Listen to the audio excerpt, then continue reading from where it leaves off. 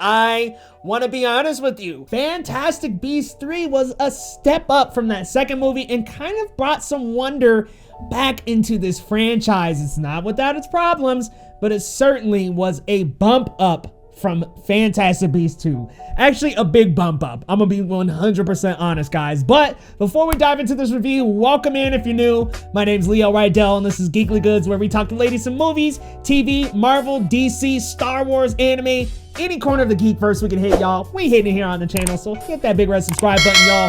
And let's talk today about Fantastic Beasts 3. Starting out with what works with this one, and honestly, what works here is Dumbledore and Grindelwald. Jude Law and Mads Mikkelsen really killed it as these characters. I felt Dumbledore here. I seriously got that Dumbledore feeling out of Jude Law that we kind of got little pieces and parts out of in the second film, but this time we finally get that full Albus Professor Dumbledore like feel here, guys. I love that he literally will stop and address characters and point out the best things about them. I was like, this is so Dumbledore that I love it. Like, I just love seeing a young Albus, and I love the spirit and tenacity and the stoicism, I believe, that Dumbledore has. Jude Law really puts that into a young Dumbledore. This is the character that I want to see more of, and I really liked what Jude Law put into this character here. Mads Mikkelsen, wow, he should have been Grindelwald from the start. I will be real and say, look, I'm going to skip over the Johnny Depp drama and just say that Johnny Depp wasn't a bad Grindelwald, but wow, Mads Mikkelsen really had the presence of somebody evil and very cunning. I think that Johnny Depp had the look, he had the feel, but man, Mads Mikkelsen had the presence of absolute evil in him.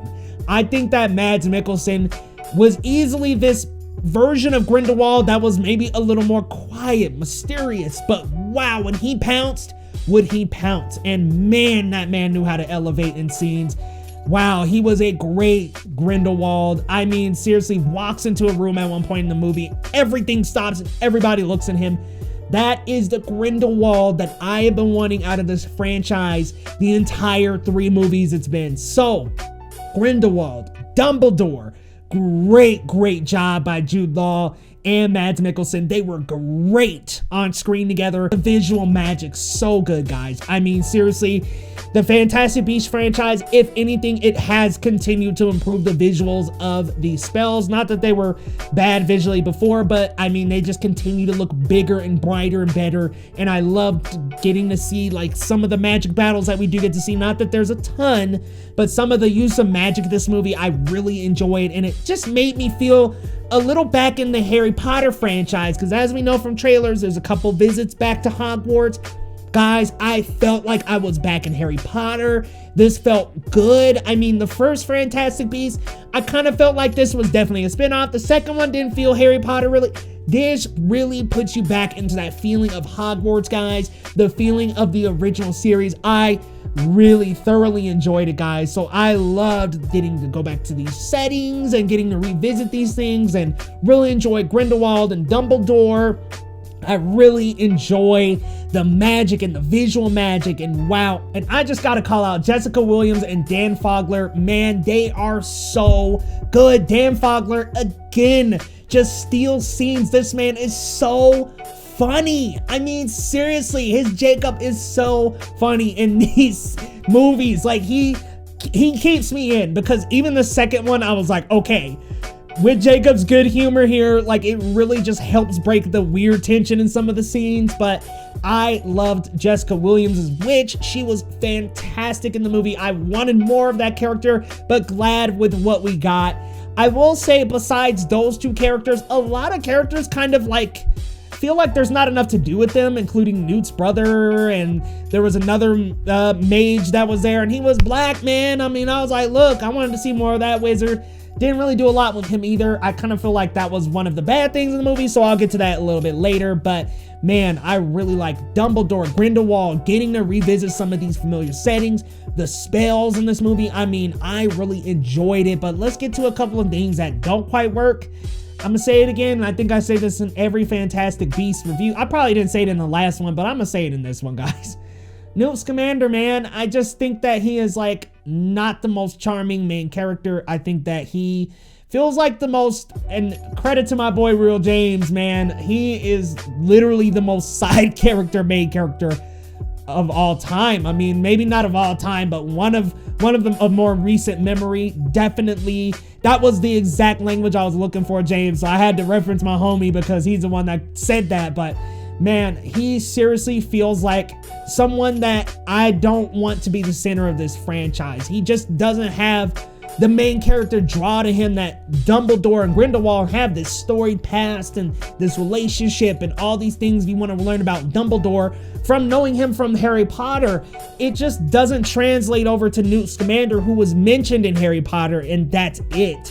So unfortunately, Newt Scamander continues to kind of dwindle along, and like his story to me, when we pull away from the Dumbledore stuff, it's not as entertaining.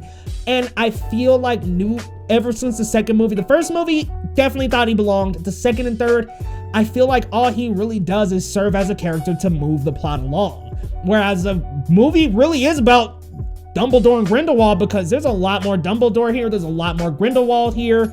But unfortunately, Newt feels like a character that just progresses the story along and isn't really getting that much development himself. I mean, he's still the same magizoologist. I mean, nothing really changes with Newt. So I kind of think, if anything, what would help this franchise is maybe just kind of sidelining Newt and just focusing on Dumbledore and Grindelwald.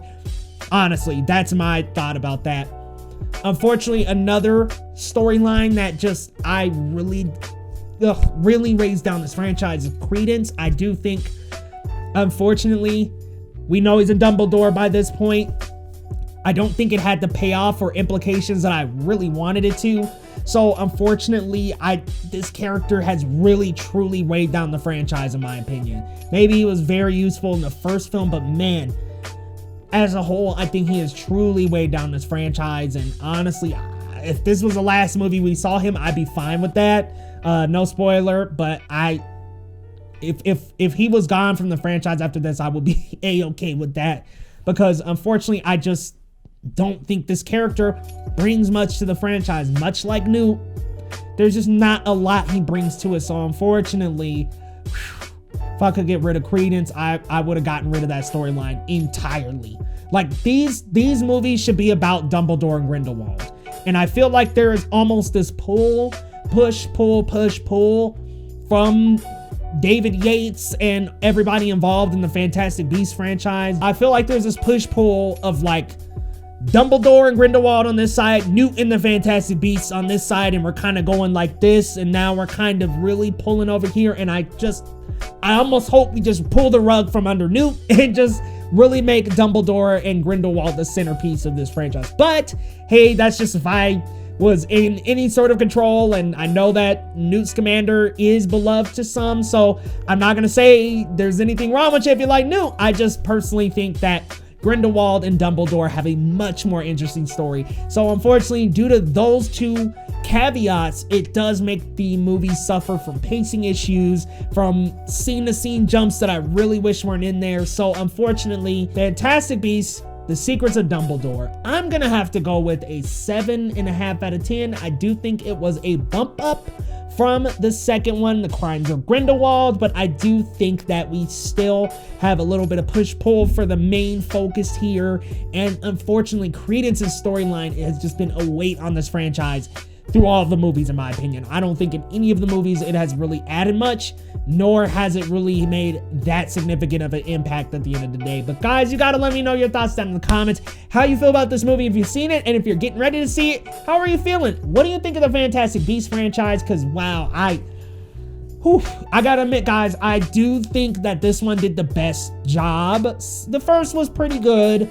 I think this is about in line with the first, maybe a notch better in my opinion, but it just does not hit that Harry Potter feel on the head quite yet. Maybe the next movie will be even better, but I don't know. We're still kind of teetering in that okay area. But you guys gotta let me know your thoughts down in the comments. And if you're new to the channel, hit that big red subscribe button for your boy down below, and we will see you next time on Geekly Goods.